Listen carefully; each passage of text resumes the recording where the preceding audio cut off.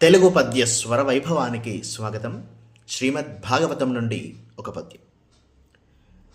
జనుడజ్ఞానమునన్ భుజించిన జుగుప్సంబైన అన్నంబు సయ్యన వెల్లించి పవిత్రుడైన గతి దుష్టాత్ముండవై ఈశ్వరున్ ఘను నిందించిన ఈ తనూభవననంగానోర్వ నీ హేయ భాజనమైనట్టి శరీరమున్ విడిచి భాస్వచ్ఛుద్ధి పాటిల్లెదన్.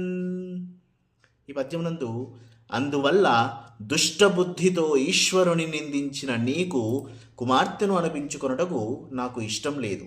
తెలియక తిన్న దుష్టాన్నాన్ని మానవుడు కక్కివేసి పరిశుద్ధుడు అవుతాడు కదా, అలాగే నేను నీ వల్ల ప్రాప్తించిన ఈ పాడు శరీరాన్ని పరిత్యజించి పవిత్రురాలను అవుతాను అని చెప్పిన సందర్భంలో ఉన్న పద్యం.